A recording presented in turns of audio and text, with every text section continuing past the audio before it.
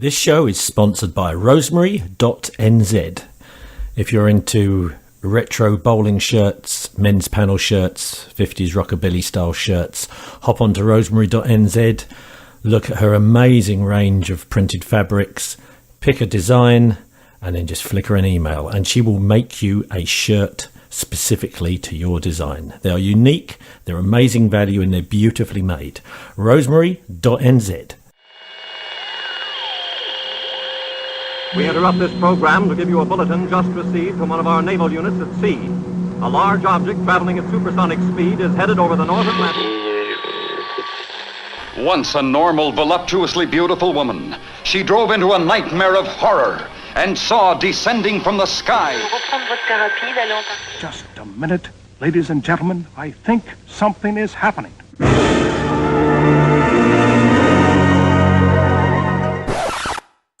Ooh, I feel retrogasmic.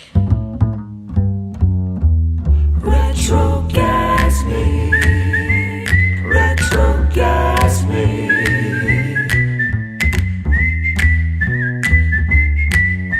With Didi Deluxe and Hetty. Welcome to the Retrogasmic podcast.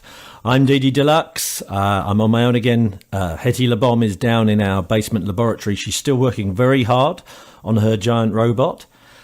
This week's show is all about one-man bands. And our special guest today is Lil Chuck, the one-man skiffle machine, who's got a new album called Mono coming out, so called because it was recorded around one microphone.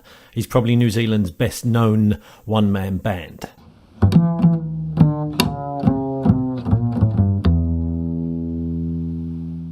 Since the 13th century, there have been people basically playing a flute and banging a drum, or banging a drum and strumming some kind of stringed instrument. The tradition goes back as far as people have been playing music. There's something fascinating about one person playing multiple instruments and putting on a show that would normally take 2, 3 or more people. The other big advantage, of course, is that if you're doing everything on your own and you're replacing 2 or 3 people, the venue or whoever you're playing for is cutting their costs, and the economics of that go way back. We're going to start off today with a song by Vince Blue Mondi. He was around in the 40s. A bit of a kind of a TV star for a while. He used to play guitar, play harmonica, he sang, and he also had a kind of a homemade rig up in front of him that had, I guess you'd call them wind instruments, various horns and things that sounded like trumpets and trombones, and they were basically kazoos, but he would use his mouth shape to make them sound more like a horn section. So yeah, clever guy and a real good performer.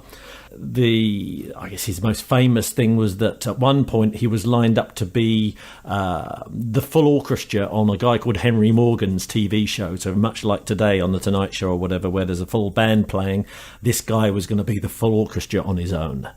So this is his version of the famous St. Louis Blues, Vince Mondi.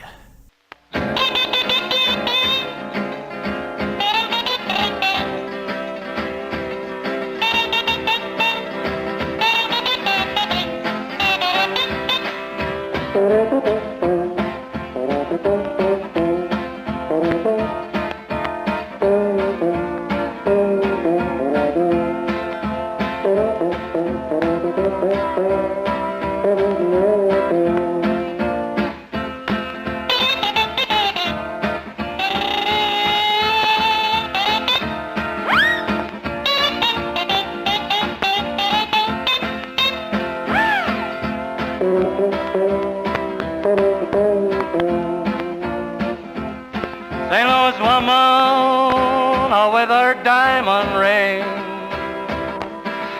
holds that man round by her apron string. Now if it wasn't for Paul, the rubber starboard hair, the gal I love, she wouldn't go so far from here.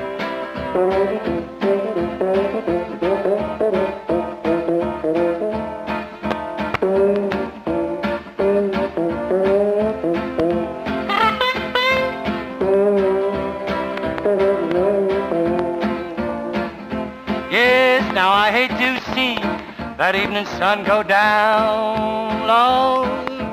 I hate to see that evening sun go down, 'cause my baby is done left this town. And feeling tomorrow just like I feel today, Lord. Feeling tomorrow just like I feel today. I'm gonna pack my trunk and make my getaway.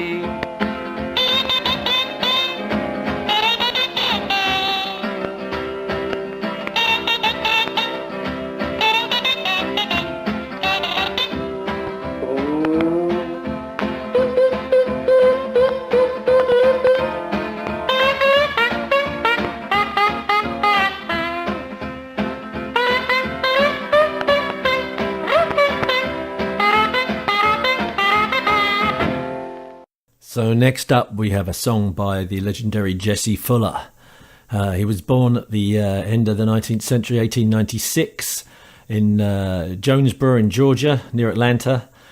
He was sent by his mother to live with foster parents when he was very young, out in the country, and unfortunately he was pretty badly treated.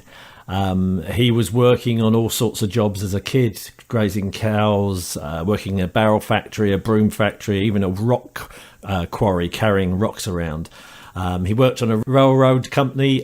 He was shining shoes, all sorts of things. By the age of 10, he was playing the guitar, and in his own description, he learnt two techniques, frailing and picking. In the 20s, he lived in California, and he ran a hot dog stand out in the street, and he became friends with Douglas Fairbanks, the actor. He did a few spots as an extra in movies, including The Thief of Baghdad. In the early 50s, he kind of decided that he'd had enough of doing odd jobs and scraping a living, and he wanted to try and be a full-time musician. He basically decided that by playing the instruments himself, he wouldn't need a band. He had a blues and ragtime kind of background, and started playing in clubs, and originally was just playing his guitar and harmonica, but then he added in a kazoo and a cymbal, or a hi-hat basically, and went very well. He became very popular. He was always very polite to the audience, spoke to everybody as ladies and gentlemen, and he was very well known for his kind of banter and joke in between songs. He was a very likeable character. He spoke about his love for his family and his wife.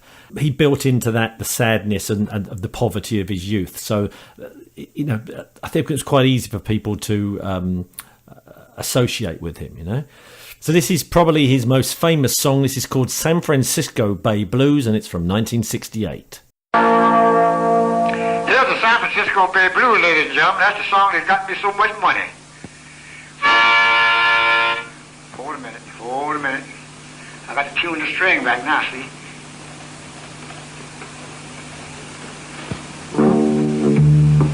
All set.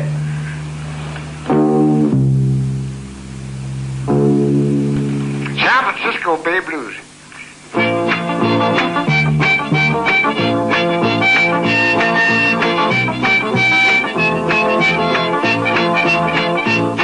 got the blues from my baby, left me by the San Francisco Bay. Ocean line ain't you going so far away. Didn't think you treated so bad. Better carry it. Said goodbye, she's like a paper cry. I wanna lay down and die. I've got a nickel, ain't got a loud dime. She don't come back, Lord, I think I'm gonna lose my mind. Never come back to stay. Better done a brand new day. Walking with my baby down by the San Francisco Bay.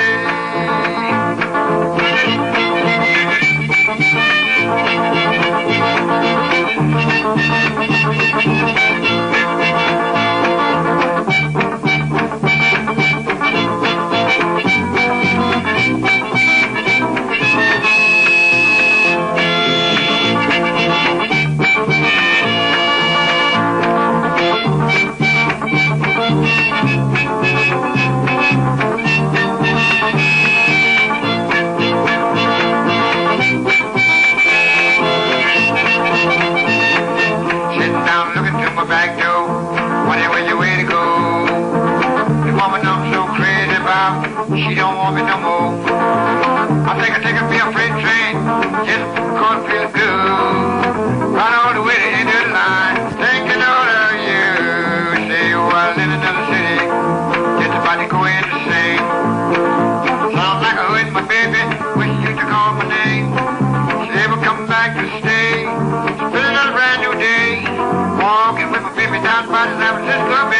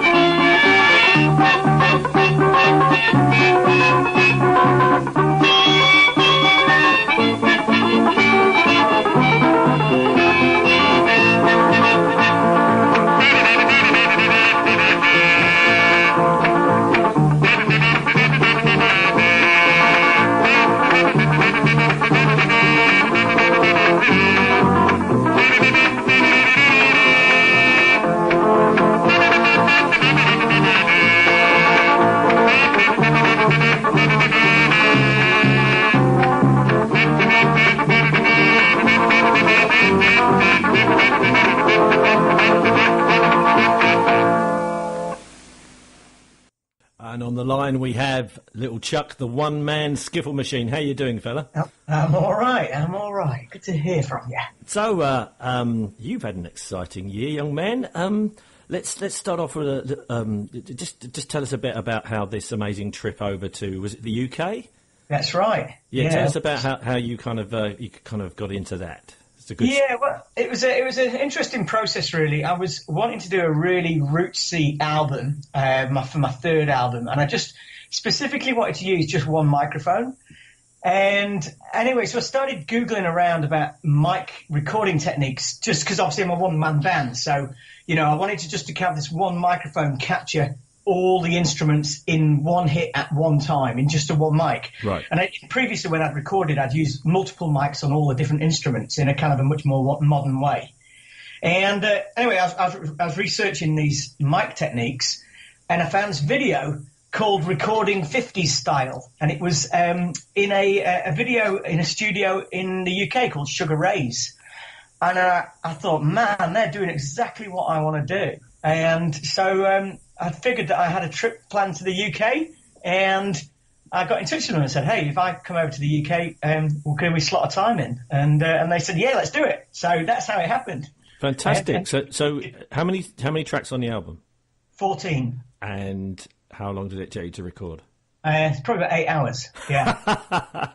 That's absolutely epic. Good on you. Fantastic. So, yeah. So the interesting thing was, if you go back to kind of the way recording was done way back when, is that all the work was done prior to going into the studio. These guys just were well rehearsed, well performed. Absolutely, yeah. So, I've been doing this a long time, but what I did when I got the idea for doing the album was I probably spent 6 months at home just rehearsing every day, knowing that when I went into the studio and the light came on, I just played the songs as I'd rehearsed them, really. Right. So, proper performance-based recording. Absolutely. Yes, that's right. So, how did you get into doing this? You must have been in bands with other people and just playing guitar or just singing or just playing harmonica. How did you end up doing, I've seen a couple of clips of you, and bass drum, guitar, harmonica, singing, hi-hat. Yeah. As my grandmother would say, if they stuck a broom under your arm, you could sweep up as well. Yeah, that's right. That's the bright version. Yeah, that's right. I have been known to make toast while I've been doing all that. Really? Yeah, there is a video of me doing that. I'd pay to see that. So, I mean, how did you get into this? Right. I mean, it's an interesting process. So I got into playing music really late in life. I was about 21 when I really suddenly went, this is the area I want to go down. And that came from a love of music, and also at about age 18, seeing a one-man band in the UK playing called the Little Big Band. And he was the first guy I ever saw. He was busking on the streets, and he was playing a resonator guitar and a hi-hat and a kick and harmonica. And I'd just never seen anything like it in my life. So I bought his cassette for £5, because this was before, this was the late 80s, you know. So I bought his cassette for £5, took it home and just thought, this is what I want to do. And then there was this sort of snowball effect of just, you know, all of a sudden once I'd seen him, and then all of a sudden, and then I met a couple of other musos who played harmonica and guitar and this sort of stuff, and the whole world just opened up. And this is at a period where I was listening to Megadeth. Right. You know, of course, so, that seems like the obvious choice. Yeah. You see, I realised underneath all heavy metal was just the blues anyway. Absolutely, yeah. You know? Yeah. So I started going backwards. I often annoy people by referring to Led Zeppelin as a blues band, but yes. it's true. Yeah, that's right, exactly right. So look, let's get straight into it. Would you like to introduce your the single off the album, Right by My Side? Tell us a little bit about the song. Yeah. So this is a song that I wrote during the time I was practicing for the album, and this one in my head, I heard it in a kind of a retro-y 50s kind of vibe, and it just came out very, very quickly. And it also came out of purchasing the wrong harmonica on eBay. I spent $100 on the wrong harmonica, and wrong key. It's a B-flat 7 harmonica. Ah, so you meant to get a B-flat, did you? Yeah, I wanted a B-flat. To play over E-flat. Yeah, so it had a really interesting sound to it. So the lick came, and then all of a sudden the song fell into it, and now it's become the new single. So yeah, it's available for free as well on my website, backyardmusic.co.nz. Just give that another plug. Backyardmusic.co.nz. Okay, so your real name is Davey Backyard, is that real? Real name's David. Yeah, David is my real name, but it's rather boring, so I think Little Chuck works a little bit better. Okay, well, let's have a listen. This is Lil Chuck, the one-man Skiffle Machine, and Right by My Side. Okay, so it's Lil Chuck and Right by My Side, take 2. When you ready? Take hold.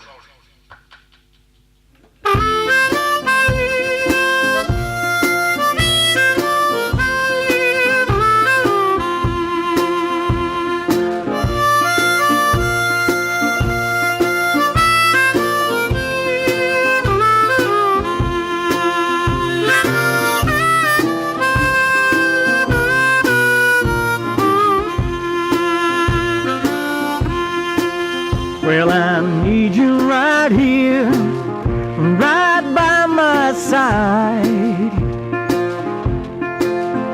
Well, I need you right here, right by my side. If you were ever to leave me, well, I would surely die. You're my reason for living, and darling, you know it's true. You're my reason for living, darling, you know it's true.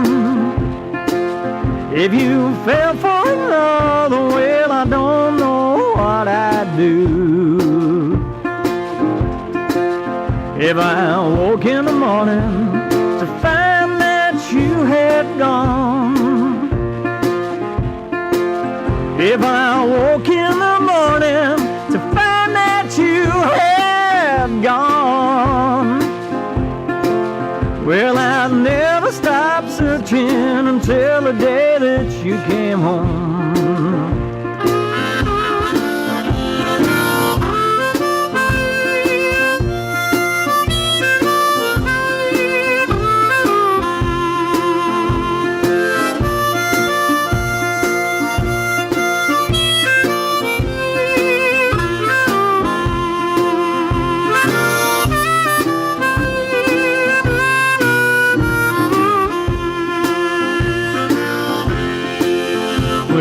fall to the floor with every breath you take.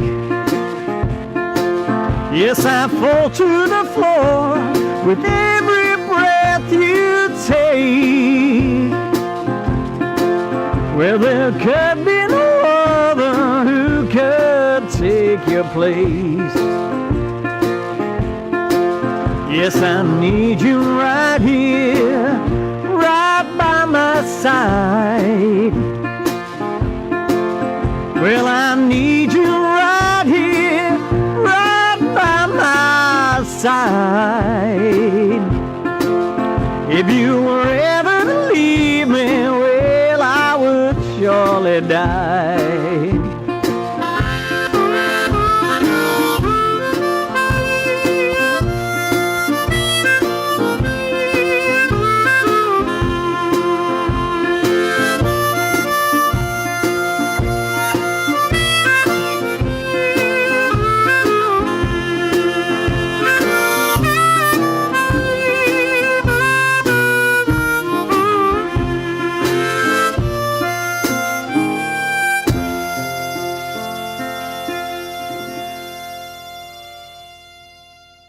So tell us a bit more about the trip to the UK. I'm assuming you went over there for family or whatever. So you got to the studio, and I mean, how long did it take to kind of position everything around the mic so it sounded right? And how did you get it to sound kind of because I've heard it, and it does sound like you're sitting in front of us playing live. Yes. That's the great feel.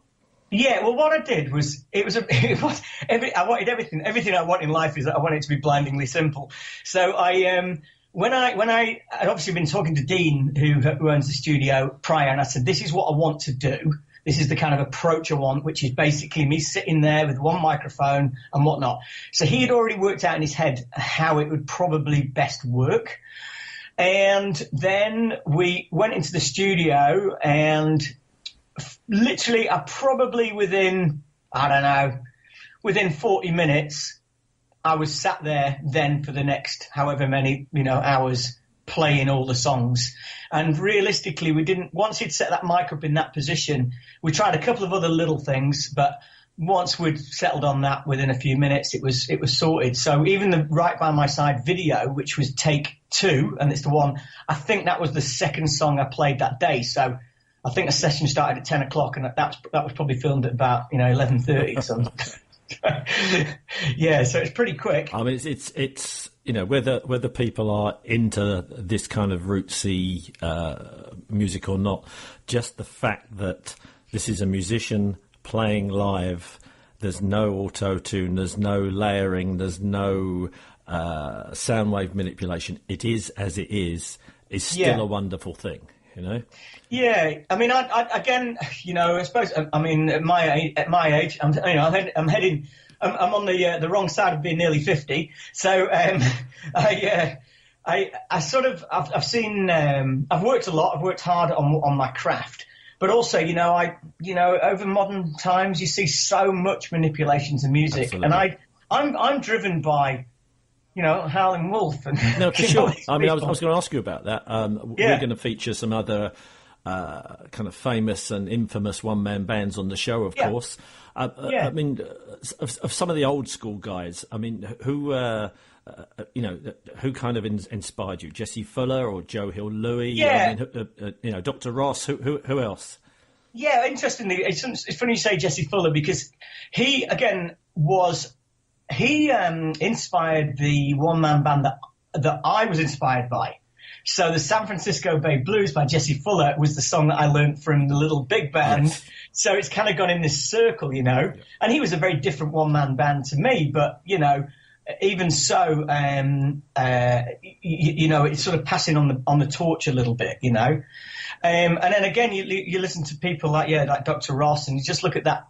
They got a real groove, a simple groove going. Absolutely. And I really dig the that. 4 to the floor thing is quite common. Yeah. That's why so much of it early on, especially. I mean, I guess the most famous worldwide hit would be Rosie, Don Partridge, which was that was a kind of a late 60s 2/4 stomp. Great song and a huge hit, and it kind of fitted for the time. You couldn't do something like that now. I mean, No, but definitely not, I mean, definitely not. I'm going to put something to you. Yeah. If you say that technology moves forwards with the music, modern one-man bands, I would argue that the most famous one-man band of all time now is Ed Sheeran.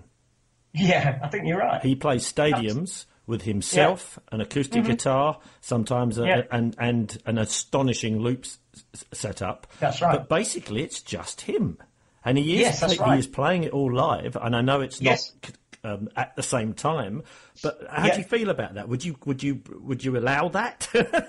Yeah, I mean, look, I do another sort of. I have different personas, and I play in a lot of bars around Christchurch. Yeah, and when I do those bars, I do them under this Davy Backyard, and I have a loop pedal so that I can play guitar solos over the chord progression I've been playing. So it sort of fills that out. So I am aware of the loop side of things. For me personally, it has a place. But I particularly like the physical challenge of getting my hands and my feet working in sync with each other. I get a great kick out of that. And I get a great kick out of going, can I harmonize that note on the harmonica with that one note on the guitar as I'm playing them? That's what fills me, so that's why I sort of go down that. I totally get that. I mean, occasionally we play as a trio, and I kind of do the cajon and harmonica and singing and a little bit of brushes. But the thought of playing a guitar as well, I can feel my brain leaking out my ear just thinking about that. I simply don't have the independence, and I leap about too much. But and I totally lack any talent. That's the other main thing. So look, let's thank you so much for talking to us. Let's go out on another track from the album. How about Backyard Harmonica Boogie? I think that would be a great one. Thanks for talking to us, man. Good luck. Hey, thanks a lot. Cheers for having me.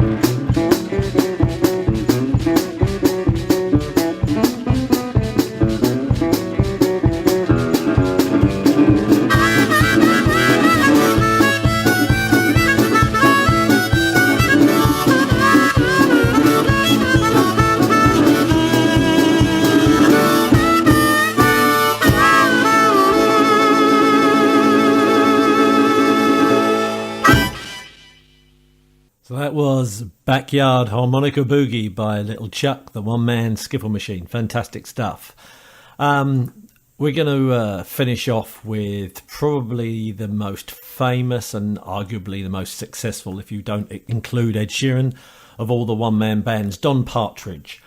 He was born in Bournemouth in England, and a bit of an eccentric character. He left home at age 15 and, according to him, worked at 45 different jobs, including being a burglar. He once jumped off Hammersmith Bridge with wings attached to him, trying to fly. got a bit of a name for himself busking around London. He used to play a guitar and a kazoo and a harmonica, and he used to have a big bass drum and a cymbal strapped to him. So it was a fair old noise, and he was frequently arrested because back then that wasn't the done thing. He got signed to, I think it was Columbia Records, and had a hit called Rosie, which we're going to play in a minute. It was a worldwide hit. He went on and formed a band and made a couple of albums. I think they were called The Accolades. At the end of the 60s, he put on a big buskers concert with an audience of about 4,000 people at the Royal Albert Hall, which he hired himself. And that featured some of his friends, including Gordon Giltrap, Dave Brock, the guitarist and songwriter from Hawkwind. Yeah, I mean, a real eccentric, a great character, and this is basically the most successful, if you like, busker one-man band single. This is Rosie.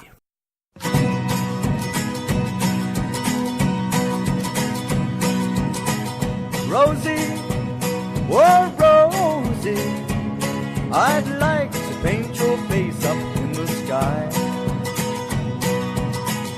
Sometimes when I'm busy relaxing, I look up and catch your eye. Your eyes when they're widely green, thunder and lightning and sunset strokes the color to your skin. Your eyes are so blue, I just think of a blue sky and bumblebees buzzing on the wind. Rosie, oh Rosie, it's raining when you look the other way. Rosie, oh Rosie, your laughter brings sunshine out to play.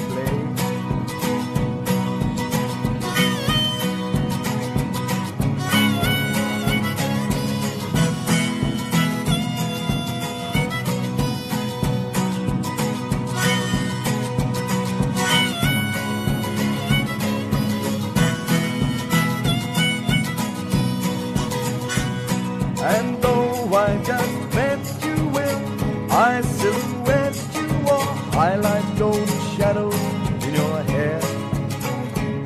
I'd paint in your mind's eye up there in the blue sky, the summer birds swimming through the air. Rosie, oh Rosie, I'd paint your face for all the world to see. Rosie, oh Rosie, I'd like to paint your face eternally.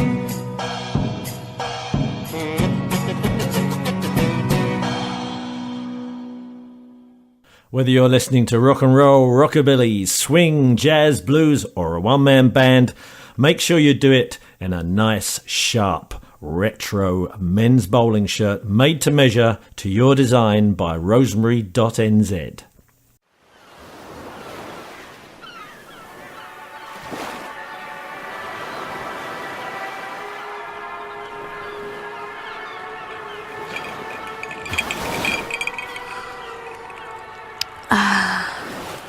Retrogasmic.